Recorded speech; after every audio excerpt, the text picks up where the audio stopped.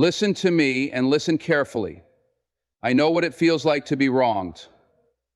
I know what it's like to sit there, replaying every moment, every betrayal, every lie, wondering if the person who did it even feels an ounce of the pain they caused you.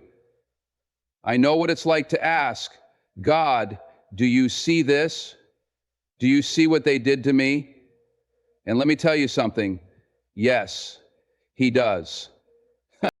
You think God is sitting back, ignoring your cries? You think He's just letting injustice run free? No, no, no. God sees everything. Every single word spoken against you, every scheme plotted behind your back, every tear you cried when nobody was watching. He saw it. He saw when they smiled in your face but stabbed you the moment you turned around. He saw when they manipulated, when they deceived, when they made you feel like you were the problem while they walked away guilt-free. But let me tell you something. Nobody walks away guilt-free when God is in the picture. You may not see it right now. You may feel like they've gotten away with it, that they're living their best life while you're left picking up the pieces. But let me tell you something about God. His justice doesn't always come in the way you expect, but it always comes. The same people who thought they could hurt you and move on without consequence, they're not sleeping at night. They're restless. They're carrying a weight that can't be seen with the human eye, because conviction is a prison all on its own, and God knows how to lock them in it.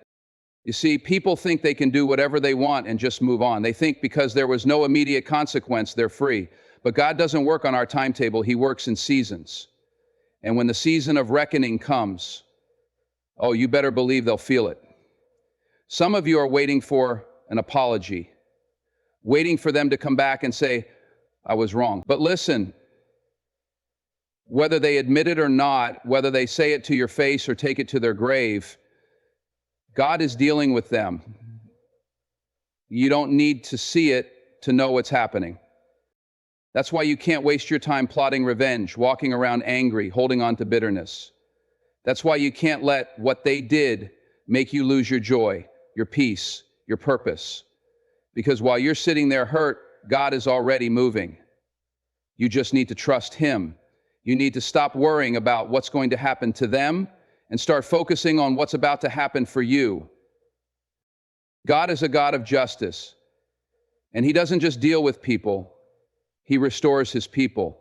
That means while they're over there struggling with their own consequences, God is lifting you up. While they're stuck in cycles of regret, God is opening doors for you. While they're trying to fix the mess they created for themselves, God is setting you free. So no, don't sit there doubting if God is watching. Don't waste another second wondering if they got away with it. They didn't. They won't. Because when God moves, He moves completely. Trust and believe. His justice is already in motion. Let me tell you something. You can fake a lot of things in this life. You can fake a smile. You can fake happiness. You can even fake success. But there's one thing you can never fake: a clear conscience. You can't run from it. You can't shake it off.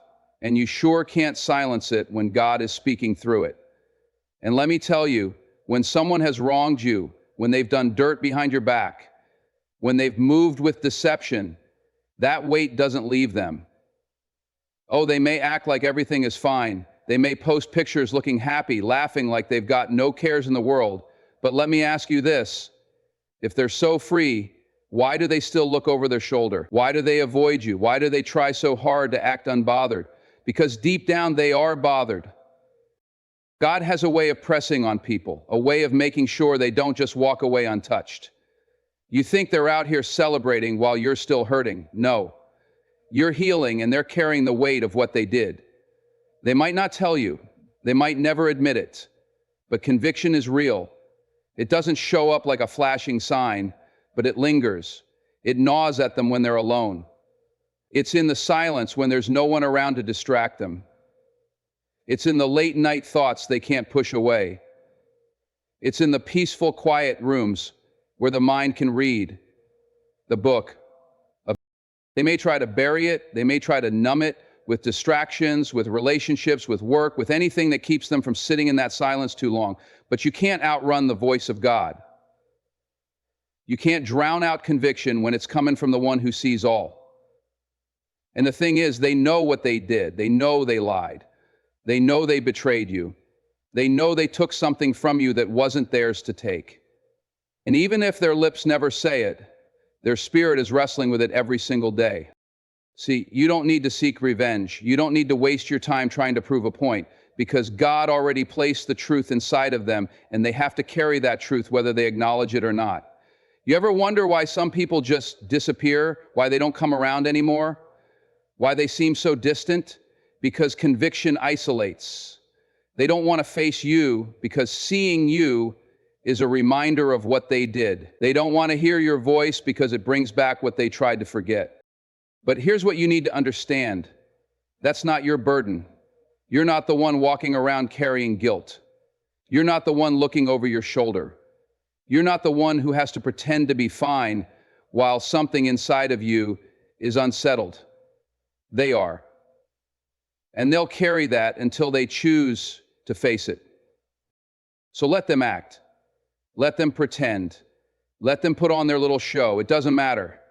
Because at the end of the day, when it's just them and God, when there's nobody left to lie to, when they're lying awake at night wondering why they can't find peace, that's when reality sets in. They might fool the world, but they can't fool the one who sees everything.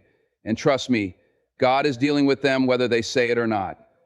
Let me tell you something. When God's hand is on your life, there is nothing, and I mean nothing, that anyone can do to stop it. They may try. Oh, they may scheme. They may talk. They may set traps. They may even think they've won. But let me make this clear. They have no power over what God has already ordained for you. I know it hurts when people turn against you. I know it's frustrating when it seems like they're succeeding while you're struggling. But listen, don't get caught up in the illusion. What they did may have set you back for a moment, but it didn't stop you. What they took from you may have hurt, but it didn't break you. Because what they didn't realize is that they weren't pushing you down, they were pushing you forward. See, when people come against you, they think they're in control. They think they have the final say. They think because they had the upper hand for a moment, that's how the story ends. But let me tell you, nobody writes the final chapter of your life except God. And when God has a plan, no betrayal, no attack, no obstacle, no setback can override what He is doing. You ever notice how the very people who tried to block you end up watching you rise anyway? How the doors they tried to shut in your face suddenly swing open somewhere else? How the position they fought so hard to keep you out of suddenly becomes yours? That's not luck. That's not coincidence. That's God elevating you in spite of them. They thought they were stopping you, but all they did was prepare you. All they did was push you closer to the blessings God had lined up for you. They didn't realize that every stone they threw was just another step in your elevation. You don't need to fight them. You don't need to prove anything. Just keep walking. Just keep pushing forward. Because every time they tried to count you out, God was counting you in. What they don't understand is that favor isn't something they can take away. Favor isn't something they can control. Favor isn't something that can be stolen, blocked, or removed. When God places His favor on you, it follows you. Through the trials, through the betrayals, through the setbacks, it stays. And at the right time, in the right season, that favor manifests in ways that no enemy can stop. And let me tell you something else. When God elevates you, it's undeniable. They'll see it. Oh, they'll see it. The same ones who tried to break you will watch you walk into blessings they never saw coming. They'll see you thriving. They'll see you standing strong. They'll see you standing strong. They'll see you walking in joy, in peace, in purpose, and they won't be able to do a thing about it. So don't worry about them. Don't waste your energy on what they tried to do. Keep your focus, keep your faith, because the very thing they meant to destroy you, God is using it to take you higher. Let me tell you something. Peace is a gift that only God can give. It's not something money can buy. It's not something status can secure, and it's definitely not something your enemies can fake. You can post all the pictures, you can put on the biggest smile, but deep down, if your soul is restless, it will show. And that's exactly what's happening to the people who hurt you. They thought they got away with it. They thought they could move on like nothing happened. But what they didn't account for was the fact that you cannot destroy someone else's spirit and expect your own to stay intact. You cannot walk through life hurting people and think peace is just going to follow you wherever you go. It doesn't work that way. You reap what you sow. And when you sow deception, betrayal, and pain, don't be surprised when all you harvest is a restless spirit. You ever see somebody who wronged you try to act like life is great, but something just seems off? Oh, they smile, they laugh, they pretend. But if you really look, if you really pay attention, you'll see it.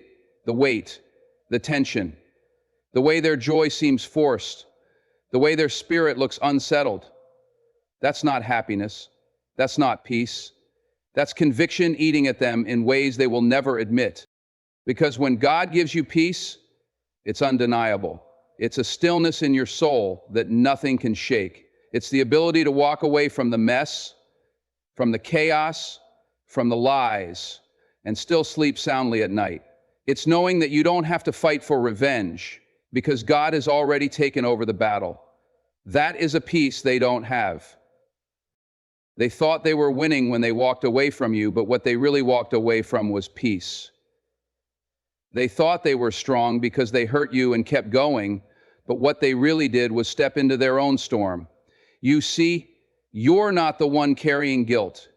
You're not the one avoiding mirrors, avoiding quiet moments, avoiding reality. They are. And that's why no matter how much they try to act like they're fine, they're not. They scroll through their phone looking for distractions. They fill their life with noise, with people, with anything that keeps them from facing the truth. But no matter how fast they run, they can't outrun what God has placed inside of them. And then there's you walking in peace, you healing, you no longer carrying the burden of what they did to you. That's the thing about peace. It makes no sense to the people who expected you to be broken. It confuses them. It bothers them.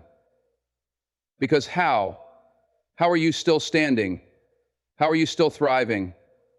How are you not bitter, not angry, not falling apart? Let me tell you how. Because when God restores, He restores completely. When He heals deeply. And when He gives peace, it's unshakable. So while they're restless, while they're searching for something they can't seem to find, while they're trying to fix a void that keeps growing inside them, you're out here walking in freedom. And let me tell you, there is nothing more powerful than a person who refuses to be bitter. Nothing more dangerous to the enemy than someone who walks away from the fire without smelling like smoke. They expected you to break. They expected you to stay stuck, to be angry, to lose yourself in the pain. But you are bigger than that. You are stronger than that. So stop looking for their punishment and start looking at your promise. Stop wondering about their fate and start walking into your future. What's ahead of you is so much greater than what's behind you. God is not just dealing with them. He's preparing something better for you.